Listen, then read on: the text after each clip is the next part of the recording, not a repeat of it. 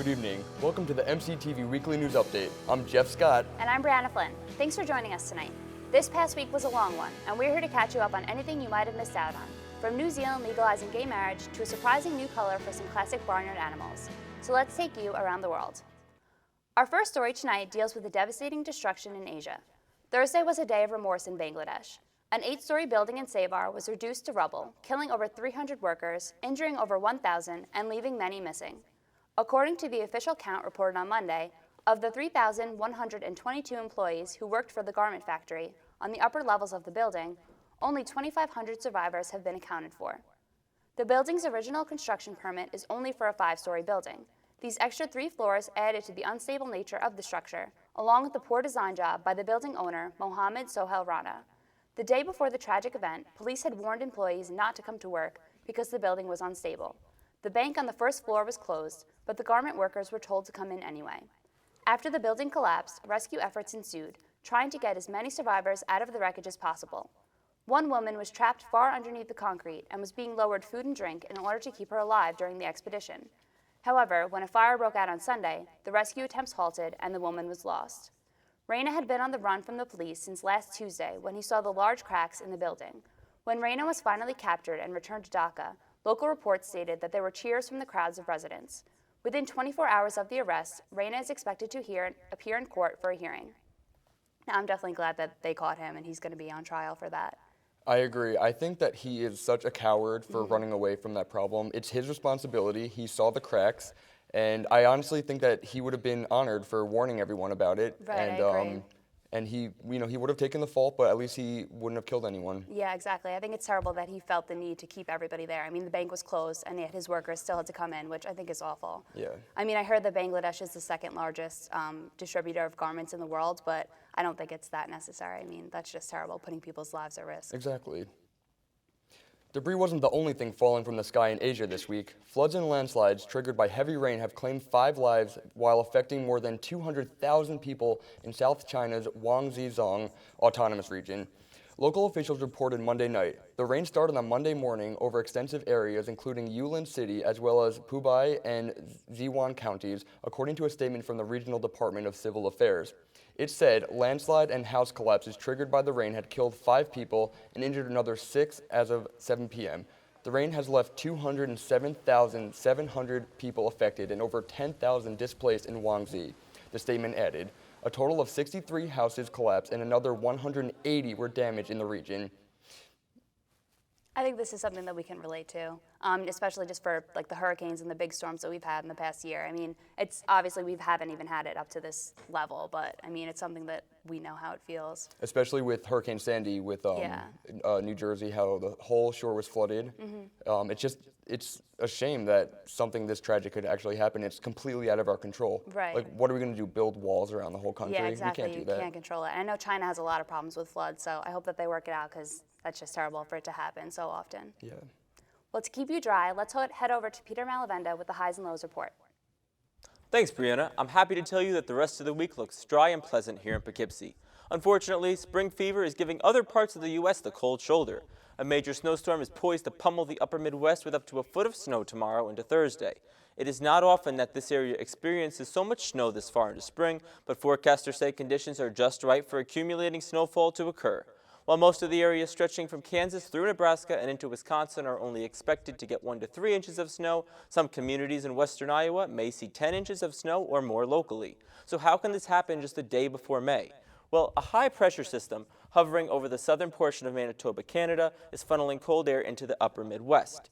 The low-pressure system hovering around Oklahoma is funneling warm and moist air into the same region. Where the two collide is where you're going to see the heaviest snowfall, so make sure you have your shovels ready.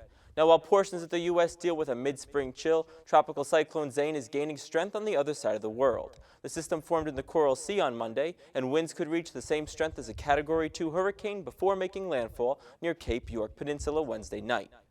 The cyclone is expected to weaken after making its first landfall. Heading back home, it's time to take a look at today's almanac. Today was slightly warmer than average, with a high temperature holding at 69 degrees.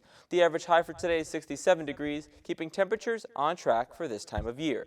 Your record high for today was 86 degrees back in 1985, and low was a frigid 14 degrees 1 year ago today.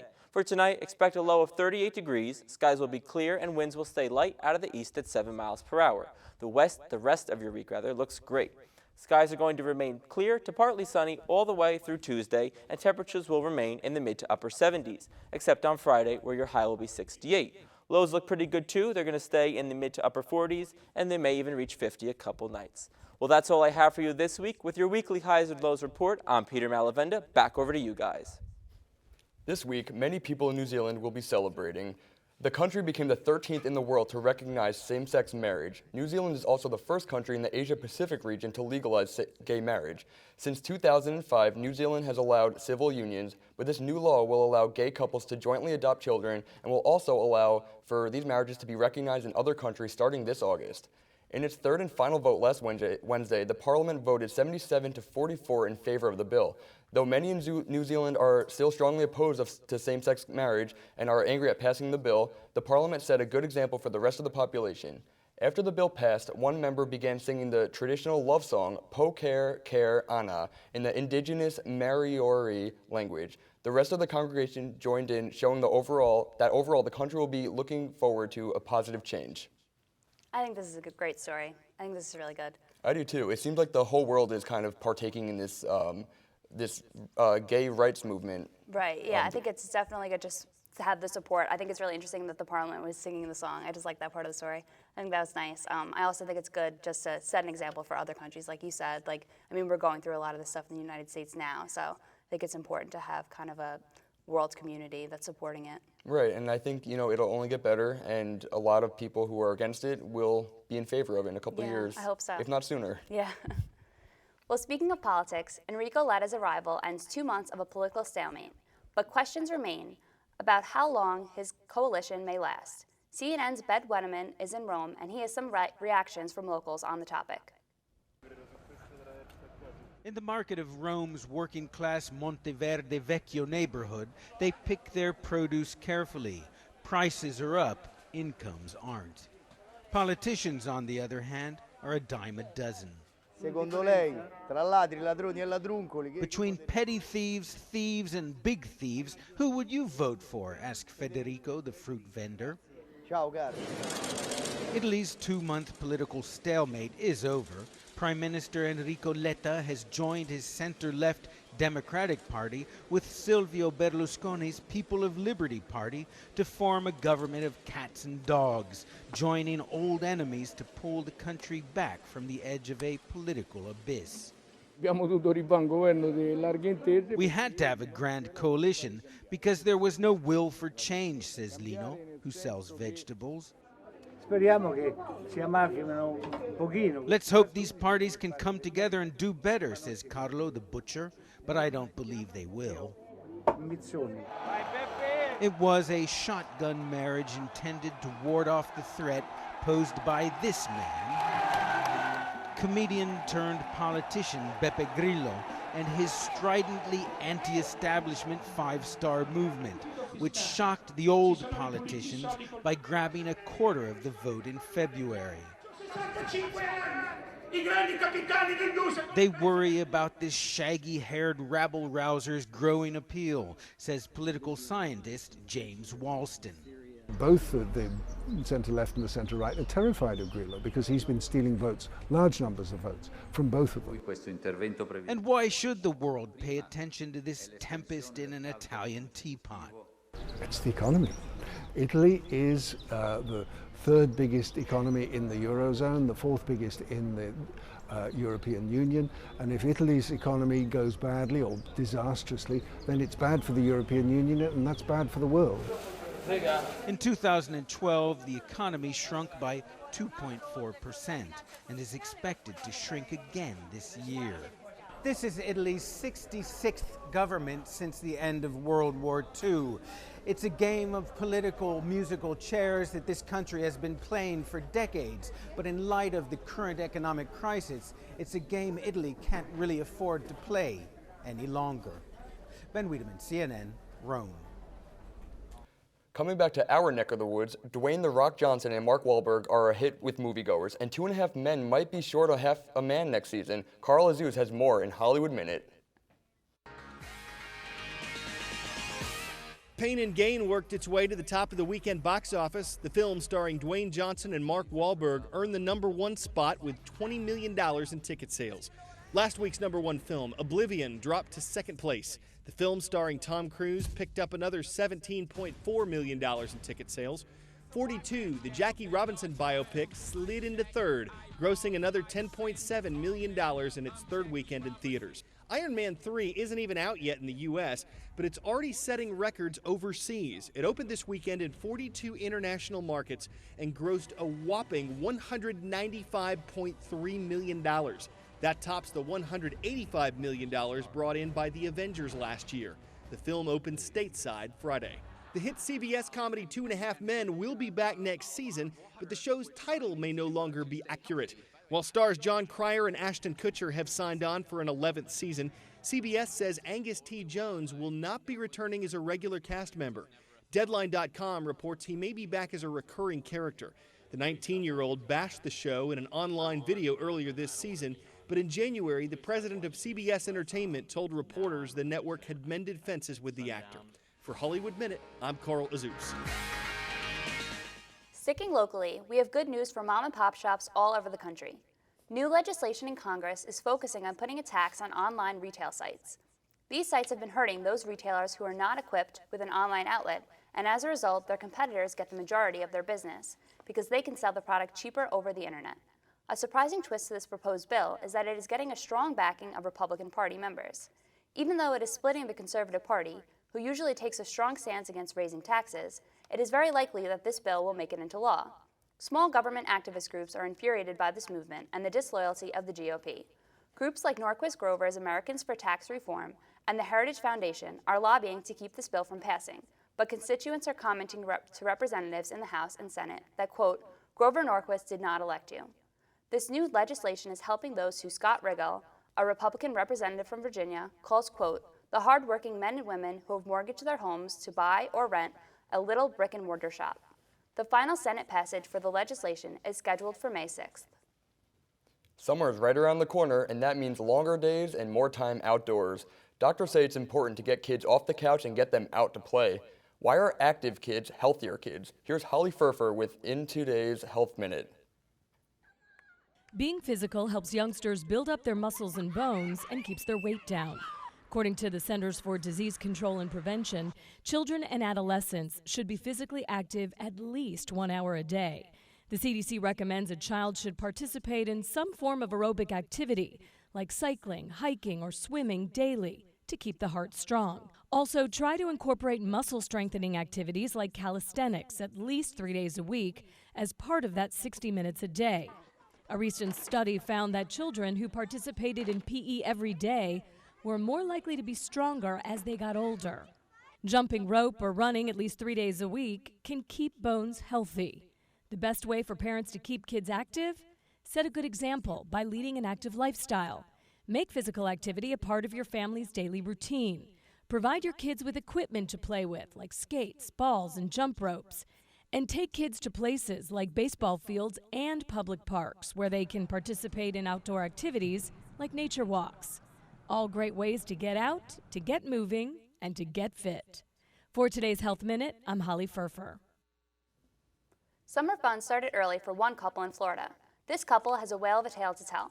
A scuba dive turned into an invasion of killer whales, but as Natalie Shepard explains, they weren't out for the attack, just a little fun. Those are just some of my favorites. Laura and Rich Howard's home is filled with photos of exotic fish. Photos Rich has been taking for years. Ever since I was about 5 or 6 years old, I got my first book from Jacques Cousteau, and I've just loved the ocean ever since. It's still very big and very bulky. It's a love they share, so they decided to take a dive trip to La Paz, Mexico to celebrate their 20th wedding anniversary, getting up close and personal with some pretty friendly sea lions. Just in the very beginning of the dive master comes down and starts tapping us saying, dive's over, and we're like, what? The couple quickly understood why the dive was cut short. They could see massive dorsal fins breaking the water and heading straight towards their boat. I didn't think killer whales. I thought, oh, it's going to be a humpback, it's going to be a sperm whale, something that we'll see from a distance. But that's not what this pod of 20 killer whales had in mind. As soon as the boat took off, the massive mammals started playing in the wake. It was amazing to see them because they were maybe 6, 8 inches off the back of the boat. Every time they'd come up for a breath of air, they would spray you. This time, it was Laura's turn to be the photographer. She captured this amazing video on her flip camera. You could see through here, but it was still kind of hard. And kind of hard for Laura and Rich not to get excited. Jack can't eat your heart out. So they just wanted to have fun. And yeah, absolutely. Absolutely. You can see them jumping and diving. Look That at him. one jumped. He left. Playing a lot like dolphins do around Tampa Bay. She was looking right at me. The actual video doesn't do it justice. When you were there and looking, the water was so clear.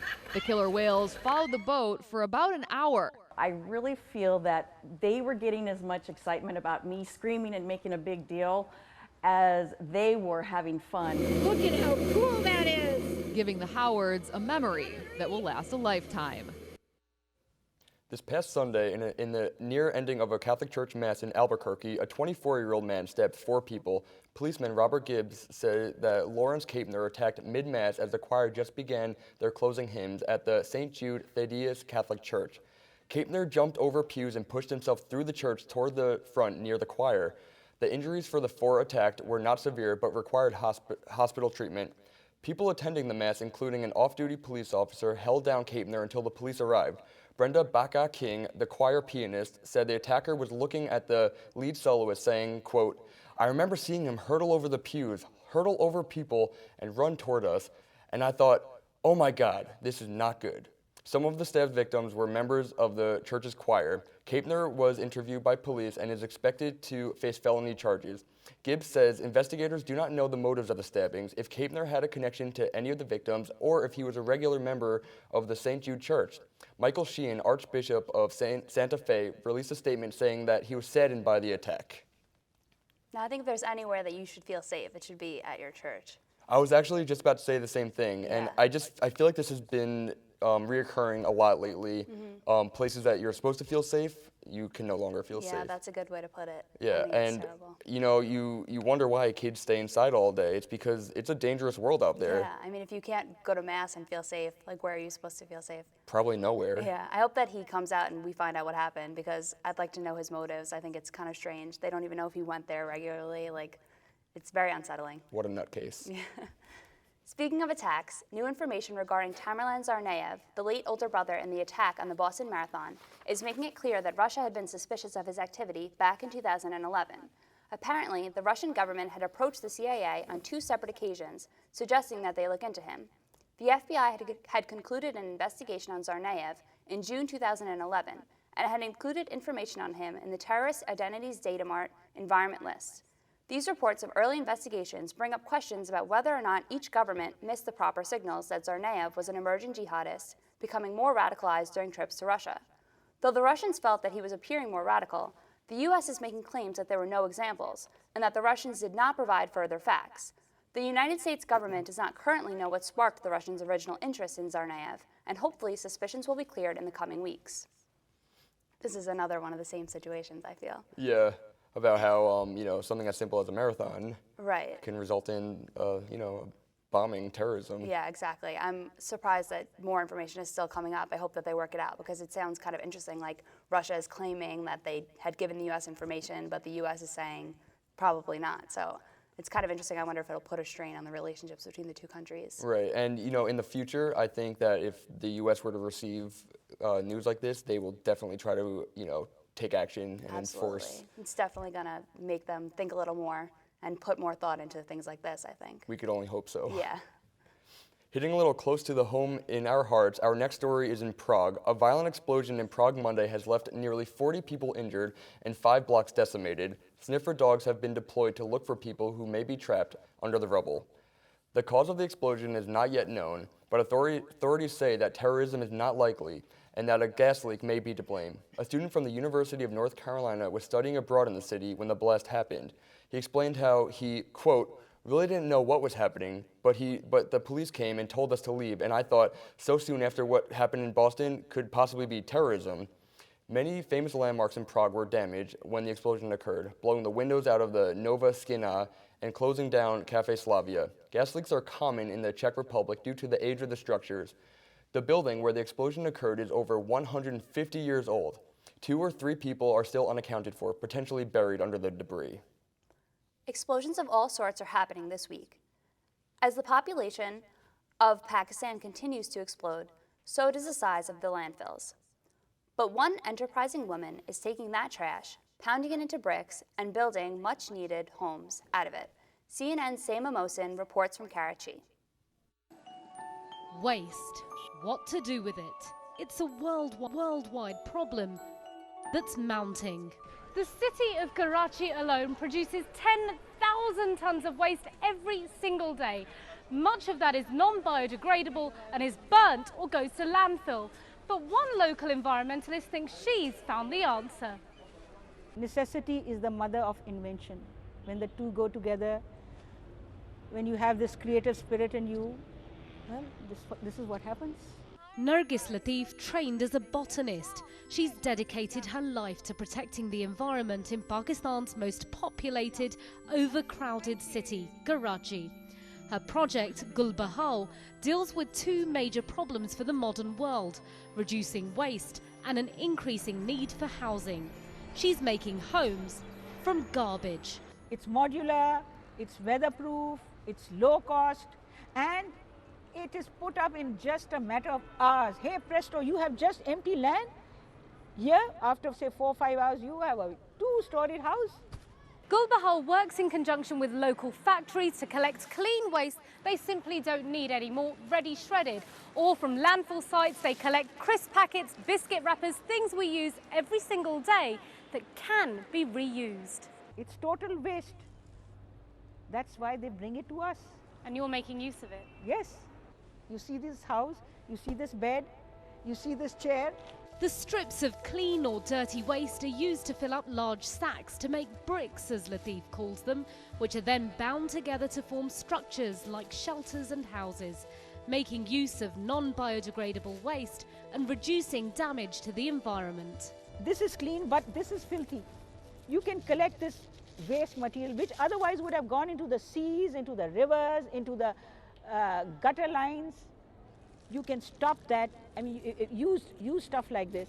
The Chandi Ghars, or silver homes, were first used during a natural disaster years ago, delivered to hundreds of homeless people in the north of Pakistan. And when the sandy storm took place, I was really wishing I could meet somebody and, send it abroad to you so that it could be used there. Because this is quick to put up. We put them up when the earthquake took place in 2005. When the floods took place a couple of years ago in the Punjab, and then recently in Sindh. Then here in the neighborhood, a fire took place. We put up 10 houses there. And her solutions don't end there. She's literally building gardens in the sky, plants grown in plastic bags, and even modular swimming pools. It's a source of employment for a handful of people, but Latif hopes to scale up this project, working with local NGOs to provide housing, not just in natural disasters, but for Pakistan's rapidly growing population. Seema Mohsin, CNN, Karachi. And as we promised, our last story of the night has a strange twist to it. Scientists in Uruguay announced Wednesday the birth of the first genetically modified phosphorescent sheep. 9 sheep were born in October 2012 at Uruguay's Institute of Animal Reproduction in an experiment done in partnership with the Institute Pasteur. According to the scientists, the sheep developed normally without showing any difference with their non-modified counterparts. Uruguayan scientists use a gene from a jellyfish which is responsible for a green fluorescent protein. This is probably the weirdest story I've ever heard on our show. Yeah, I think it's pretty cool though. I mean, yeah. What's the point of having a glowing sheep? Yeah. Not really sure, but you know what? They're probably gonna be able to make any animal glow. It's true. Instead of kids having night lights, they could have glowing hamsters. That's an interesting thought. I wonder if they're gonna go that far. I was thinking, like, just because you can do it, like, why do it? But maybe they'll have an interesting twist to this. I don't know. Maybe something they'll take it far. I don't know. Yeah. I guess we'll have to see. Well, that looks like it's about all we have for this week. Until next time, I'm Briana Flynn. And I'm Jeff Scott. Thanks for stopping by.